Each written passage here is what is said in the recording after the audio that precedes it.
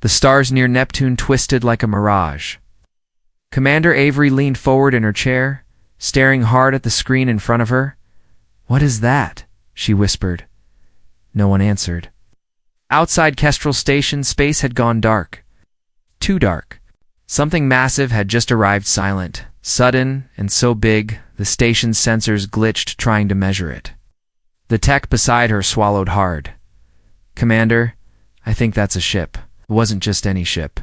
It stretched farther than anything humanity had ever built. Black, jagged, and full of quiet menace, it drifted like a shadow made solid. The name blinked on screen in red. Oblivion Lance. Avery's throat went dry.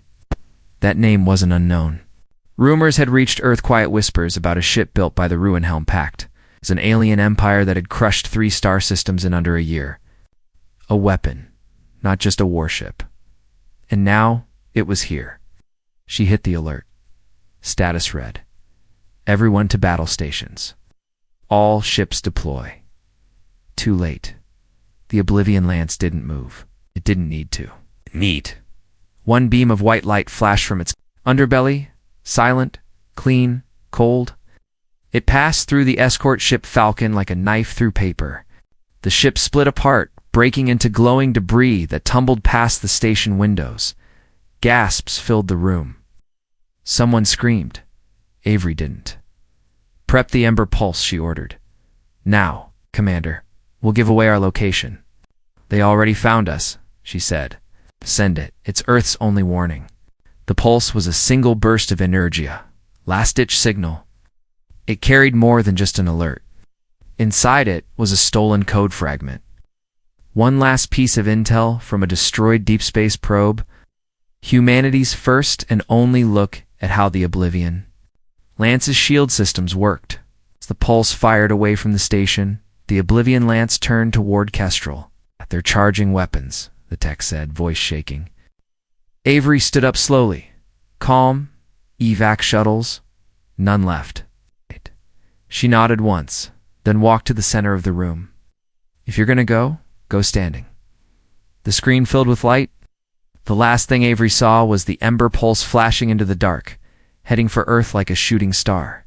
Half a solar system away, the Ember signal arrived, inside Peaceforge Station. High above Earth, the emergency alert blared like a storm siren. General Istvan read the data packet with wide eyes. "They actually came," he muttered. Really came around him. Chaos broke loose.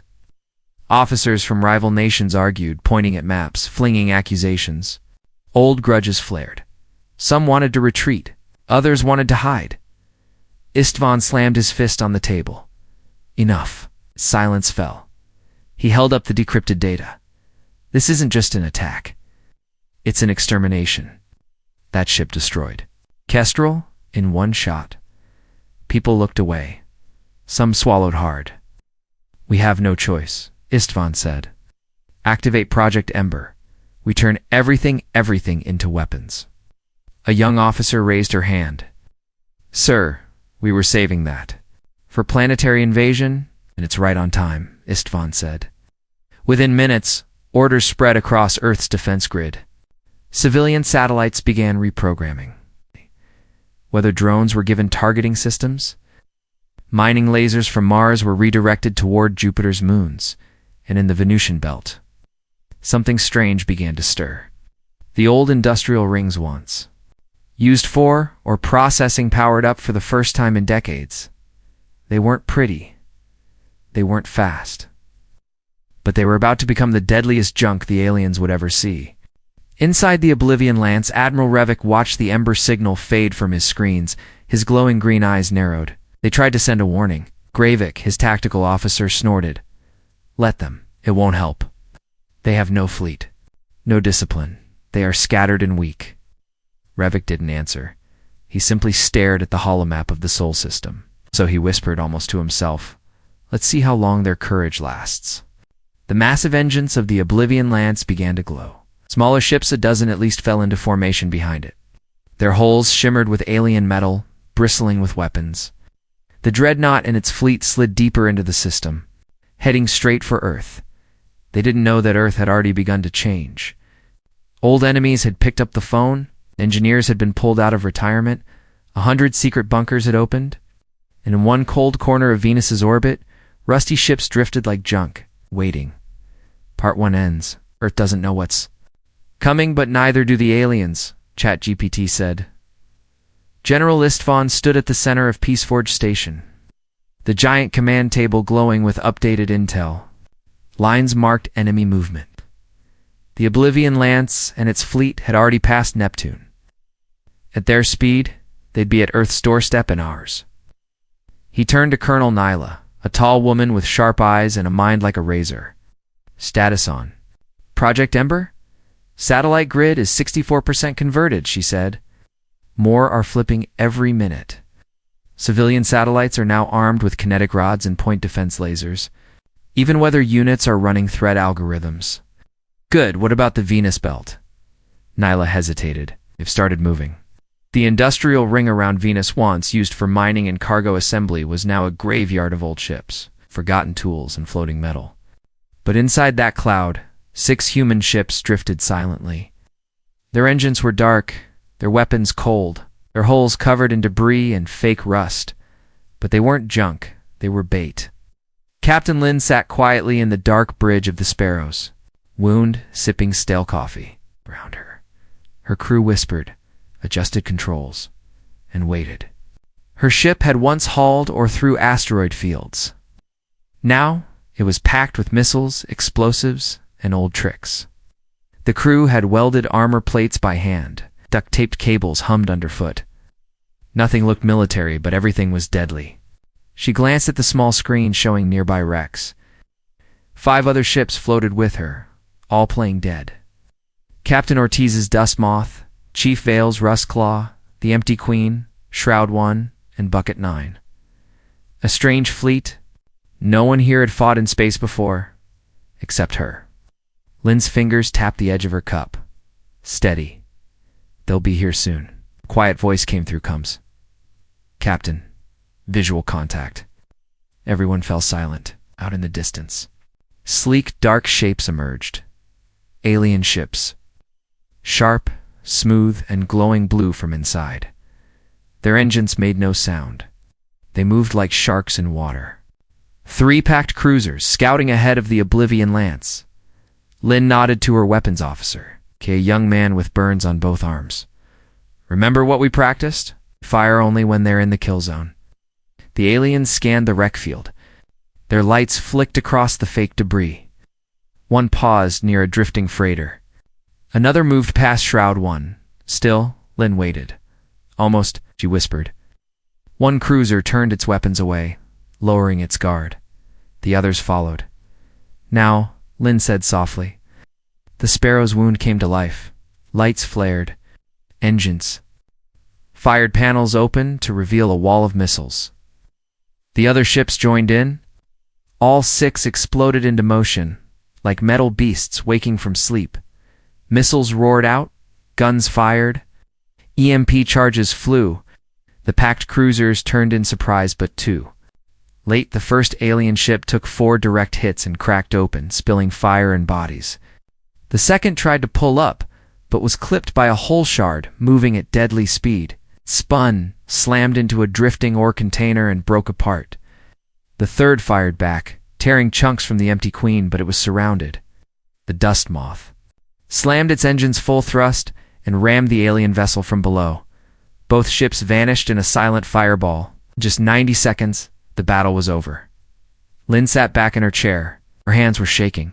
Damage report. We lost. Dust Moth, her engineer said. Empty Queen's leaking badly. Minor hull damage here. She let out a breath. Then we move. Captain, asked her pilot. Where? Jupiter. It's phase 2. Admiral Okoy's waiting. Deep in Jupiter's shadow, a quiet moon stirred. Ganymede, long thought just. A frozen rock was waking. Admiral Okoy watched from the control room inside Ganymede Base Alpha. The walls shook slightly as the huge rail cannons came online, massive weapons built into the moon itself. They had been hidden under ice and rock for decades. Targets locked? She asked. Yes, ma'am. The Oblivion Lance and its escorts just entered the gravity well. She nodded once. Fire. From Ganymede's surface, 12 rods of solid tungsten launched into space, moving faster than a bullet. Each one could punch through a mountain. Seconds later, 3 pack destroyers disappeared from the sky. Inside the Oblivion Lance, alarms rang. Admiral Revik stood stiff. Where? Did that come from? Unknown, Gravik snapped. One of Jupiter's moons. Revik growled. They're hiding in planets now? These primitives are worse than insects. But then something worse happened. The Oblivion Lance's stabilizers flickered. A rail shot had grazed its lower hull. Its navigation array sputtered. They were drifting slightly, but enough to throw off the next phase of their flight plan. Course correction, Revik asked. We're caught in Jupiter's pole. Revik's eyes narrowed. And where does this take us? Straight toward Earth, Gravik replied. Revik looked at the screen. Earth blue, bright and small, was growing larger. Then that's where we'll end them, he said. But deep in the heart of Earth's orbit, something else was waiting. And humanity was not done surprising them yet. Captain Lin's ship, Sparrow's Wound, limped through space, smoke trailing from one side. They had survived the ambush at Venus, but just barely. Behind her, 2 other ships followed Drustclaw and Shroud 1. The others were gone. The cums crackled. Admiral Okoye's voice came through, calm but firm. Captain Lin, your timing was perfect. We're engaging the dreadnought now. Fall back to Rally Point Delta. You've done enough. Lin didn't answer right away. She looked at the empty seats around her. Her crew was alive, but the ship was damaged. They couldn't take another hit. Understood, she replied at last, heading to Delta. But even as she turned her ship, she couldn't shake the feeling that the battle was just beginning. Admiral Okoye stood on the command deck of Vigilant Blade, the largest ship in the Jupiter Defense Fleet. She watched the Oblivion Lance glide closer on the screen. It looked more like a floating city than a shipwreck, jagged, terrifying, and it was coming straight at them. All batteries fire, she ordered. From hidden launchers around Ganymede and the fleet's small ships, hundreds of projectiles shot forward missiles, railgun rounds, even modified mining torpedoes. They lit up space like a meteor shower. The Oblivion Lance didn't dodge, didn't need to. The first wave hit. Some rounds bounced off the shields. Few punched through and left glowing scars on its armor. One missile made it to a vent portan explosion burst from the side of the hull. Okoye saw it and nodded. It can bleed, she said. But then the dreadnought fired back. One beam, wide as a building, sliced through Arrowhead, a defense ship on the left flank. The ship exploded in a flash, vanishing in a second. Then came the missiles, fast, guided, precise. They hit Steel Rain, then Tether Star, tearing both into pieces. Flank formation is down, her officer reported. We hold, Okoye said. Redirect power to forward shields. Keep firing. But it was clear. They couldn't win in a straight fight. That's when the signal came in from Earth. Okoye tapped her earpiece. Go ahead. General Isfan's voice crackled through. We're losing ships too fast. Time to activate the decoy net. Okoye smiled faintly. Finally, all around. Jupiter. Strange objects began to drift into space-old cargo crates, fuel tanks, metal shells, even broken satellites. Each one carried a tiny emitter, broadcasting the same signal as a real ship. Within minutes, hundreds of ghost ships filled the sky. From the Oblivion Lance's point of view, the battlefield suddenly swarmed with targets. Which ones are real? Gravik asked, his claws tapping wildly on the console. I don't know, the alien sensor chief replied, panic in his voice. Admiral Revik growled. Fire at everything. They did. But for every fake ship they destroyed, another 3 appeared. In the confusion, the real human ships slipped away. Far above Earth, something hung in orbit that most of the planet didn't know about. A structure the size of a small city, reaching all the way down to Earth's surface iron aurora. Earth's first space elevator. Built as a peaceful project, a way to bring cargo up from the planet without burning fuel. But now, it had a new purpose. Captain Reyes stood in the station hub, his fingers dancing across a touchscreen. His ship, Nomad Spire, was docked nearby. Crews were loading missiles into cargo lifters. Civilians had been evacuated. Only fighters remained. "We've got incoming," the radar officer said. "Visual?" Reyes asked. The screen changed. Drop pods, dozens.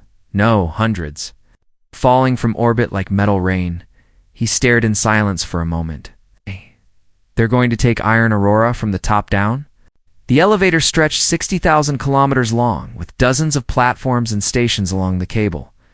The aliens planned to land near the upper levels, fight their way down, and cut off Earth's main space access. Reyes touched his earpiece. "This is Reyes to all decks. Prepare for ZOG combat. Sealed doors. We fight in layers."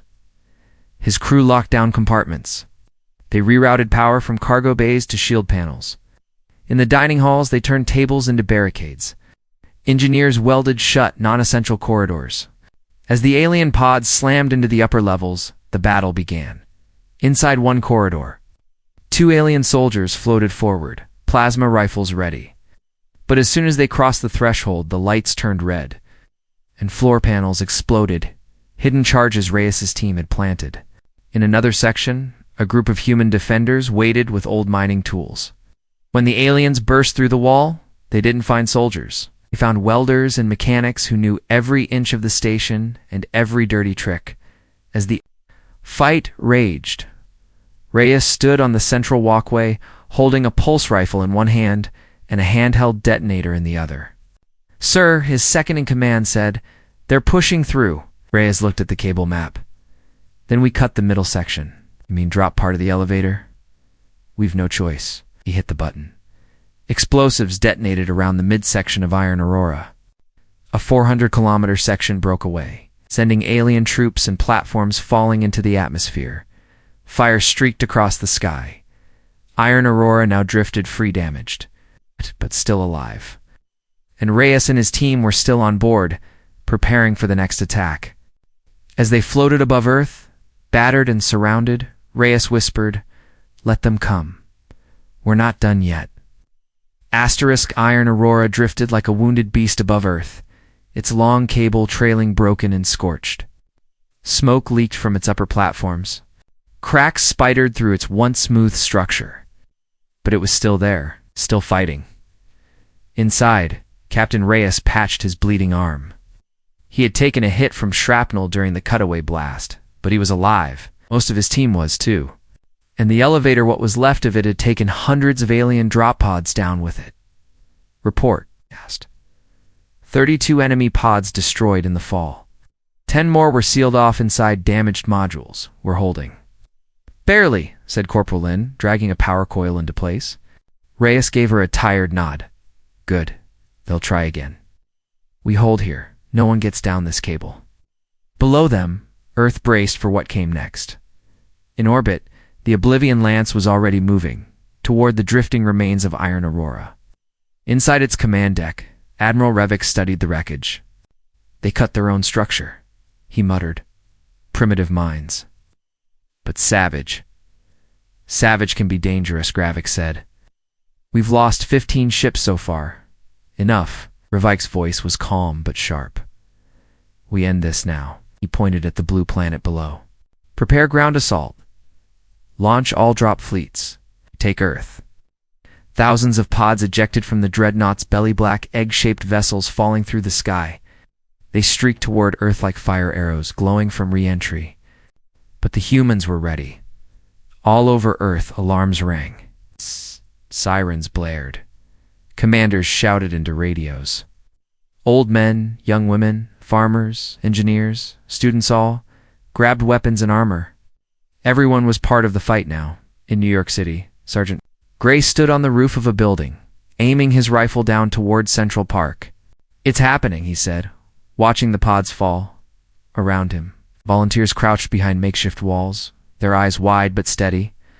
Police officers, retired soldiers, even teenagers. "They're landing in the park," someone shouted. "Let them," Gray said. The pods slammed into the grass, immediately triggered dozens of hidden traps. What looked like trees burst open with gunfire. Park benches exploded. The grass itself hid mines and cables. Alien warriors jumped from the smoking pod stall, armored deadly but found themselves caught in a maze of fire and confusion. They tried to regroup but were pinned down by sniper fire from nearby towers. Gray gave the signal. Phase 2. Underground power cables rerouted. Lights flickered, then giant lamps lit the park with blinding beams. The aliens' advanced vision faltered. They stumbled. That's when the humans charged. From alleys, rooftops, and tunnels, the defenders struck. It wasn't clean. It wasn't perfect, but it was effective. The aliens didn't expect resistance like this, and Central Park wasn't the only trap. In Tokyo, underground stations became kill zones. Trains were armed with explosives and sent crashing into alien landing points. In London, fog machines released thick clouds into the streets, letting defenders strike from cover. In Moscow, the roads were coated with water minutes before the invasion. As the temperature dropped, the streets turned to ice. Alien tanks slid and crashed into buildings, while locals fired from windows above in Washington, D.C. It was worse. The weather was the enemy now. Hurricane Helen, artificial and guided, had been moved over the city. Winds roared through the streets. Rain fell like bullets. Lightning cracked constantly across the sky. Inside a hidden bunker beneath the White House, Dr. Park watched satellite feeds. "They've landed in Sector 6, her assistant said. "Good," Park replied. "Activate localized lightning strike." Above Sector 6, a series of weather towers sparked. A pulse surged through the clouds. A blast of lightning shot down right onto the largest alien landing craft. It exploded in the flooded subway beneath. Sergeant Davis wrestled an alien in waist-deep water. Her rifle was useless, soaked and jammed. So was the alien's weapon. They fought hand to hand, slamming into walls and pipes. "You fight well," Softworlder the alien hissed, bleeding from his jaw. "This Softworlder," Davis growled, "broke your face." She shoved him backward, slamming his head into a pipe. Every street was war. Every building a weapon. Every human a fighter.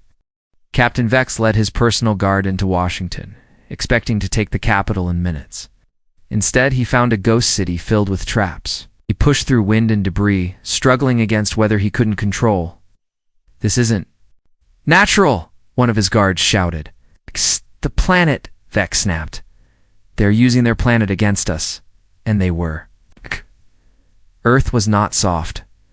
Earth had never been soft. The humans had simply hidden their strength behind kindness, peace, and steel doors. But now the doors were open, and the galaxy was about to see what Earth truly was. Captain Vex stumbled through the flooded streets of Washington, D.C., his armor soaked and scratched. Wind howled past him like a scream. Around him, his guards pushed forward, their weapons raised, but the storm made everything difficult. Rain blasted sideways. Lightning cracked so close the air itself shook. "This isn't a battlefield," Vex growled. "It's a nightmare." His second in command, Hawk, pointed toward the White House. "We're close. That's where their leaders are."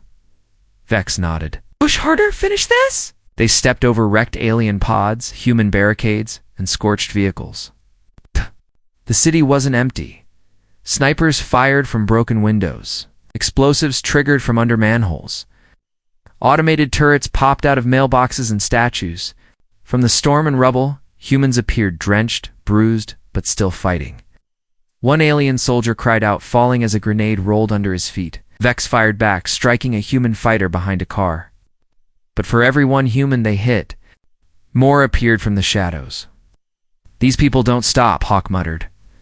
"No," Vex said, eyes narrowed. "They don't."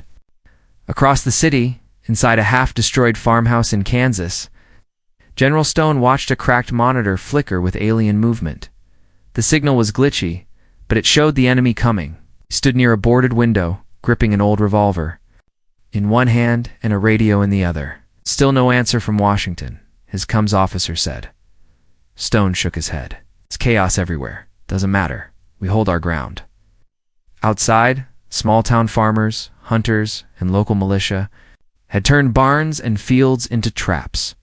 Roads were lined with burning tires. Silo doors opened to reveal artillery. Children carried water to the fighters. Grandparents passed down spare ammo and hope. The aliens expected cities to fall quickly. They didn't expect resistance and quiet. Towns. One of Stone's aides peered out the window. Drop pods coming down, dozens of them. "Then we do what we've always done," Stone said. "We fight with whatever we have." The sky lit up again as the pods crashed nearby. Dirt flew. Windows shattered. And then it began. Shouts, gunfire, smoke. Inside a subway tunnel in New York, Sergeant Gray ducked under a low pipe. Behind him, his squad followed, rifles ready. The tunnel smelled like rust and fire. "We're flanking them from below," Gray whispered. "Quiet now." Above, alien forces had started taking blocks of the city. But they didn't know the tunnels belonged to the people who built them. Gray's team moved like ghosts. They reached an old maintenance hatch and opened it just enough to see above. Aliens stood near a school. Gray narrowed his eyes. Explosives ready. Set. Detonate. The ground above shook. The aliens vanished in fire and smoke. Gray climbed up, coughing through the dust, and pulled a flag from his jacket. He planted it in the rubble. A homemade banner that read, "Still here." In orbit, the Void Reaper took another hit. Fire and smoke curled from its left flank. One of Earth's repurposed weather satellites had launched a surprise EMP, shorting out half its targeting systems. "Another strike," Gravik shouted. Admiral Revik clenched his jaw. "Where's our air superiority?" "Earth has grounded us, sir," Hawk replied. "The storms. They're not random. They're being shaped." Revik's red eyes flashed. "They weaponized their weather." "Yes, and their satellites, and their mines, and their cities." He stared at the planet below. It looked peaceful. Blue, white, green. So soft from up here. But that was the trick. Earth wasn't soft. It was fighting with everything it had. And still more surprises. On the other side of the world, in an old bunker deep under the Rocky Mountains, Dr. Chen stared at a wall of screens. Each one showed something different fault. Lines, ocean currents, cloud patterns, all systems were green. "Begin preparation for Phase 3, she said. Her team looked up. "Are you sure?" Chen nodded. "If they break through, we have no other option." They moved quickly. All across the planet, hidden machines hummed to life devices buried under mountains, inside volcanoes, and deep beneath oceans. Earth was ready to fight back, not just with humans, but with the planet itself. Back in the skies, Captain Vex stood on a rooftop, breathing hard. Fire burned in the distance. His armor was cracked. Soldiers were down to half strength. Sir Hawk said quietly, "We underestimated them." Vex didn't reply. He just stared at the horizon and finally understood. This wasn't just a battle. This was humanity's home. They would rather die than give it up. Ask ChatGPT**. The Void Reaper shook again as another explosion rocked its midsection. Alarms screamed across the bridge. Sparks flew from the ceiling. Smoke drifted in the air like mist. "Shields are dropping down to 32%, shouted Gravik. "Hull breaches," another alien officer added. "X. 14 through 20 are sealed off. Fire control failing." Admiral Revik held onto the railing as the floor tilted slightly under him. The great dreadnought, feared across the galaxy, was bleeding, and it was losing. "How?" he growled. "How is this possible?" Gravik turned from the screen. "Sir? Earth wasn't what we thought. They've prepared for this. They've turned their planet into a fortress." Revik didn't answer. He looked at the map. The human fleet was going to vanish again. Their ships were too damaged to keep fighting. Or so he thought. But they weren't destroyed. They were hiding somewhere. Waiting. "Find them," he ordered. Gravok hesitated. "Can't, they've scattered. Camouflaged in asteroid belts, lunar craters, ice rings." "They're ghosts," another officer muttered. "These humans fight like predators." Revik slammed his fist into the control panel. "No more running. Prepare all remaining ships. Restrike Earth. Directly final assault. Meanwhile, hidden inside a hollowed-out asteroid in the belt between Mars and Jupiter, Admiral Kane stared at his ship's cracked display screen. The Defiance was barely holding together, and the hull groaned. Lights flickered. "Status?" we asked quietly. Major Cross replied, wiping blood from her forehead. 12 ships left. We've regrouped in the tunnels. All are armed with full payloads. Kane nodded. They know what to do? Yes, sir. Every captain has the final coordinates. Launch on your order. The Admiral stood, bones aching, heart heavy. These weren't missions anymore. They were goodbyes. Each ship was loaded with explosives. Each crew had volunteered, knowing this was a one-way trip. He picked up the communicator. His voice was calm, clear, and cold as space itself. To all remaining Earth ships, this is Admiral Kane. Phase 3 is active. You know the mission. Hit them hard. Make them remember us. One by one, the ships launched from the asteroid tunnels. It's no signals, no lights. It's just dark shadows moving through space, aimed like spears at the heart of the alien fleet. On Earth, deep beneath the Rocky Mountains, Dr. Chen gave the final approval. Activate all tectonic resonators, she said. Her voice shook, but her eyes didn't. Ma'am, her assistant whispered, once we do this, there's no going back. The planet might not recover. Chen looked at the hologram of Earth above the console. Blue, green, beautiful. Better a broken world, she said, than a conquered one. All across Earth the ground trembled. In California, the San Andreas Fault roared to life. Massive underground machines shook the land with focused waves. Chasms opened, buildings fell, but they weren't random, were aimed right under alien landing zones. Whole blocks of invading troops disappeared into the Earth. On Jupiter's icy moon Europa, small base launched a weather weapon toward Earth's Orbit 1 final storm machine, targeted at the center of the Void Reaper's fleet. The skies over Earth turned black. A massive artificial hurricane swirled. Above the clouds, pulsing with lightning, back in orbit, the alien fleet fought to hold formation. But the wind was against them. Literally, storm surging, shouted in alien tech. It's disabling our targeting. No, we can't hold. Position, screamed another. In the middle of the chaos, the human suicide ships arrived. 12 of them, each charged at full speed. Ass. Each locked on target. The first slammed into an escort ship, detonating with enough force to shake the dreadnought itself. The second took out a cruiser. The third exploded near a supply vessel, setting off a chain reaction. 3 more went straight for the Void Reaper. One hit its engines. Another struck its weapon systems. The last burrowed into its belly and went off like a star collapsing. The Void Reaper screamed. Inside, flames tore through the hallways. Revik was thrown from his seat. Gravity failed. Lights died. We're going down, Gravik yelled. No, Revik shouted. We are not beaten. But then the human fleet appeared, what was left of it. From behind the storm clouds, 4 ships emerged. Leading them was the Defiance. Admiral Kane stared at the burning dreadnought. Target their command core, he said. Weapons locked, Cross replied. Fire. The final shots left the Earth ships streaking through space, punching through weakened shields, slamming into the heart of the alien nightmare. And in its last seconds, the mighty Void Reaper finally fell, burning, broken, and doomed, dragged by Earth's gravity toward the planet it tried to conquer. Captain Vex, still on the surface, looked up as a flaming streak crossed the sky. He knew what it was. His ship, his pride, his failure. He dropped to his knees in the dirt.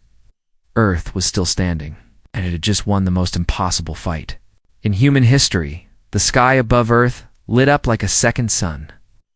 A burning trail cut through the clouds as the Void Reaper, the most feared warship in the galaxy, fell from orbit. Pieces of it broke off and scattered like fire across the horizon. The core slammed into the ocean with a blast that shook the shores for miles. All across the planet, humans looked up. In New York, Sergeant Gray stood among the rubble of Central, park, his hands black with smoke and blood. His squad stood beside him, tired, dirty, but alive. They watched the sky in silence as the fireball faded. In Tokyo, Sapporo subway fighters climbed from tunnels and stared at the flickering light in the clouds. In Moscow, defenders lowered their weapons, unsure if it was finally over. And in Kansas, General Stone stepped out from the ruined farmhouse. He looked up at the trail in the sky and smiled for the first time in days. "It's done," he whispered. But it wasn't over just yet. On a crumbling rooftop in Washington, D.C., Captain Vex sat in the wreckage. His armor was broken. His weapon was gone. All around him, the city burned with smoke and water and storm. His communicator crackled weakly. "Captain," came Greyvox's voice, "the fleet is gone." "Orders." Vex didn't answer. There were no more orders to give. The Deathworld Alliance had lost, and Earth, a planet they called soft, divided and weak, had done the impossible. A shadow moved behind him. He turned slowly. General Stone stood there, rifle in one hand, eyes hard. Vex didn't move. "You came to conquer us," Stone said quietly. "But you didn't understand one thing." Vex stared at him, breathing heavy. "What?" "We don't run. We don't kneel. And when someone comes to take our home, we turn the whole world against them." Vex gave a bitter smile. "What?" "Underestimated you." Stone lowered his rifle but kept it ready. "You're not the first. You won't be the last." Vex looked up one more time at the sky. "You've changed the rules," he said. "No," Stone replied. "We just reminded you what they always were." Back in orbit, the last human ships gathered in silence. The Defiance was gone, destroyed in the final attack, but the others floated together, scarred, dented, alive. On Earth, millions of people poured into the streets. Some cheered, some cried. Others simply stood in silence, holding each other. News spread across every screen. Every radio, every signal left working. The invasion is over. Across the stars, other alien worlds listened. Some were afraid, others were inspired. Weeks later, a new ship rose from Earth's rebuilt orbital station. Sleek silver, forged from the wreckage of human and alien tech alike. It carried a name along its side in dark letters. The Admiral came inside. Captain Lin stood. At the helm, her crew survivors from Sparrow's Wound, Rust, Claw, and other battered vessels now wore fresh uniforms. They didn't look like cargo haulers anymore. "We're ready for launch," her pilot said. Lin smiled faintly. "Then let's show the galaxy we're not hiding anymore." The ship rose, engines glowing, leaving Earth's orbit behind. Their mission was simple: find the other worlds the Deathworld Alliance had oppressed, and let them know they weren't alone. On Earth, rebuilding had begun. Cities would take years to fix. Farmlands needed healing. Oceans were recovering. But something new had taken root in the hearts of humanity: hope, unity, purpose.